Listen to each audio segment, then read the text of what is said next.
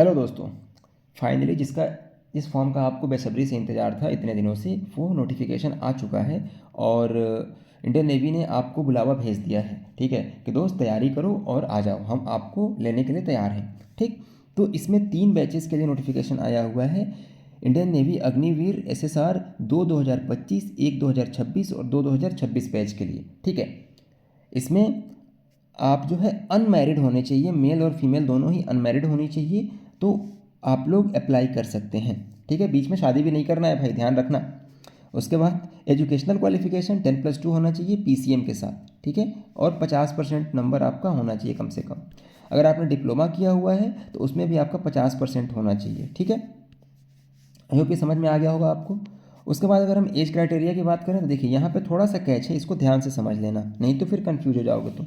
देखो, 3 बैचेस के लिए आया है, 2025, एक 2026 और 2026 बैच के लिए। तो अगर कंबाइंड मैं बोलूँ, अगर एक शब्द में बोलूँ तो 1 सितंबर 2004 से 31 दिसंबर 2008 तक अगर आपका डेट ऑफ बर्थ है तो आप ये फॉर्म अप्लाई कर सकते हो। ठीक है, आप ये फॉर्म अप्लाई कर सकते हो। लेकिन लेकिन क्या है, देखिए 3 बैचेस के लिए आया हुआ है, तो स्टेज 1 जो आपका होगा उसके बाद स्टेज 2 होगा। ठीक है, तो वो डिसाइड करेगा आपका एज लिमिट। मान लीजिए कि आप इस क्राइटेरिया में फिट बैठ गए, लेकिन आप इसकी वजह से इस क्राइटेरिया में तो फिट बैठ गए, लेकिन जो सेकंड बैच और थर्ड बैच है उसमें आप फिट नहीं बैठ पा रहे हो, तो क्या होगा, आप इन दोनों का स्टेज 2 नहीं दे पाओगे। ठीक है, वैसे ही सिमिलरली अगर आप 2000 जुलाई 2008 तक आपका डेट ऑफ बर्थ है, जुलाई 2008 तक आपका डेट ऑफ बर्थ है, तो आप पहले और दूसरे बैच में बैठ पाओगे, तीसरे में नहीं बैठ पाओगे। ठीक है, तो सिमिलरली अगर मान लो कि ये पूरा आप मतलब 1 सितंबर 2004 से 31 दिसंबर 2008 और इन दोनों डेट्स के बीच भी अगर आपका डेट ऑफ बर्थ है तो आप तीनों में बैठ सकते हो। ठीक है, आई होप ये समझ में आ गया होगा आपको। उसके बाद शादी वादी नहीं करनी है, बता ही दिया मैंने आपको। उसके बाद से अगर हम देखें तो सर्विस के टर्म एंड कंडीशन क्या है कि आपका जो पोस्ट होगा जूनियर मोस्ट पोस्ट होगा इंडियन नेवी का। ठीक, आपको 30 दिन की छुट्टियां मिलेंगी, 30 दिन की छुट्टियां मिलेंगी और मेडिकल जो भी फैसिलिटी है वो आपको मिलेगी। पे एंड अलावेंसेस देखिए, इसमें 4 साल आपको रहना होगा अग्निवीर में। ठीक, टोटल आपको पहले साल 30,000 मिलेगा, जिसमें से 21,000 इन हैंड और 9,000 आपको आपके फंड में जाएगा, और अग्निवीर कॉर्पस फंड में उतना ही पैसा सरकार आपको कंट्रीब्यूट करेगी। सेकेंड ईयर में 33,000 मिलेगा, जिसमें से 23,100 रुपये आपको हाथ में मिलेंगे, बाकी पैसा आप देख सकते हैं। वैसे ही थर्ड ईयर में, वैसे ही फोर्थ ईयर में। तो at the end of the 4 year आपका जो कंट्रीब्यूशन हो जाएगा वो 5,02,000 का होगा, और सरकार भी 5,02,000 रुपये मिला करके आपको देगी।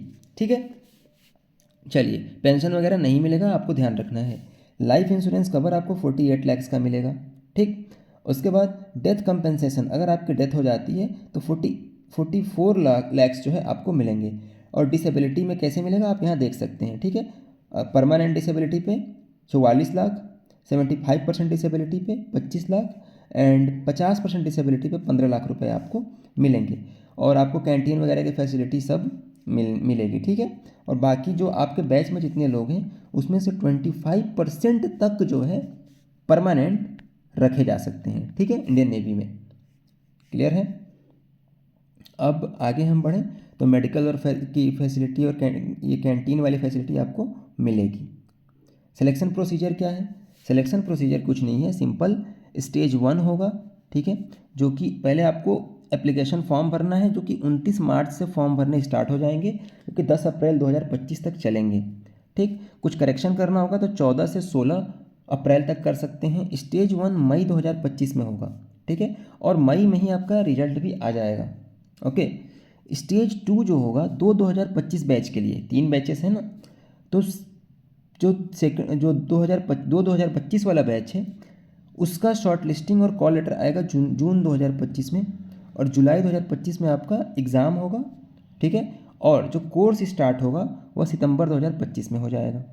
वैसे ही जो अग्निवीर 1 2026 बैच है उसका जो शॉर्ट लिस्टिंग होगा, कॉल लेटर आएगा अक्टूबर में आएगा, एग्ज़ाम नवंबर दिसंबर 2025 में होगा और आपका ट्रेनिंग स्टार्ट होगा फरवरी 2026 में। वैसे ही अगर हम बात करें थर्ड बैच की, तो आप यहाँ देख सकते हैं, ठीक है यार, इतना तो देख सकते हो ना आप लोग, मैंने समझा दिया ऊपर कैसे आपको देखना है, ठीक है। तो अगर कोई डाउट हो तो आप कमेंट करके बताइएगा, इसको मैं समझा दूंगा, ठीक है। ये हो गया। अब आपका ये स्टेज 1 हो जाएगा। स्टेज 1 में क्या क्या रहेगा देख लीजिए। तो 1 नंबर का एक क्वेश्चन होगा, ठीक है, और इसमें मल्टीपल चॉइस क्वेश्चन होंगे, हिंदी इंग्लिश दोनों में होगा।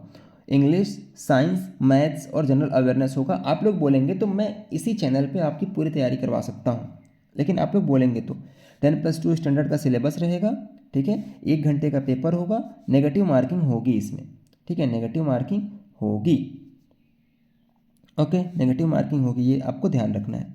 अब आगे अगर हम बढ़ें, एग्जामिनेशन फ़ीस तो अच्छा खासा पैसा आपसे लिया जा रहा है, 550 रुपये प्लस GST, ठीक है, आपको देना होगा और ये पैसा रिफंड नहीं होगा, ठीक है।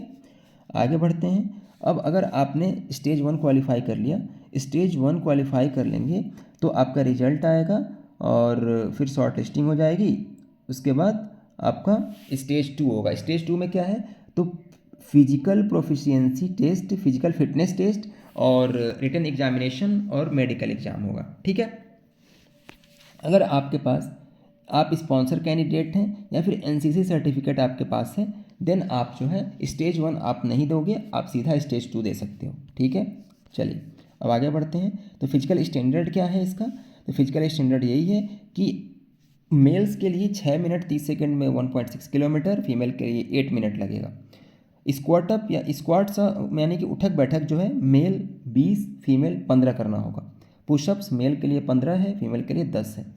बेंट नी यानी सिटअप्स मेल के लिए 15, फीमेल के लिए 10, ठीक है। और बाकी आपको तैरना वैरना आता है तो एक प्लस पॉइंट है। आफ्टर दैट अगर हम आगे बढ़ें स्टेज 2, स्टेज 2 में भी वही रिटन एग्जाम होगा, 100 नंबर का पूरा 100 क्वेश्चन होंगे, 1 नंबर का एक पेपर होगा, हिंदी इंग्लिश में होगा। सेम आपका पैटर्न जो स्टेज 1 में था वैसा ही होना है, ठीक है। उसके बाद आपका मेडिकल होना है, मेडिकल लगभग 4 से 5 दिन तक चलता है इसका, ठीक है। और उसके बाद आपका प्रोविजनल सेलेक्ट लिस्ट आएगा, ठीक है, प्रोविजनल सेलेक्ट लिस्ट आएगा। उसके बाद आपका मेडिकल वगैरह में अगर आप फिट फाट हो तो आपको बुलाया जाएगा, ठीक है, मेडिकल में अगर आप फिट हो तो आपको बुलाया जाएगा और आपकी ट्रेनिंग स्टार्ट की जाएगी। बाकी जो मेडिकल स्टैंडर्ड है, टैटू वगैरह जो है बहुत ऐसे हाथ 4 आर्म में सामने नहीं होने चाहिए।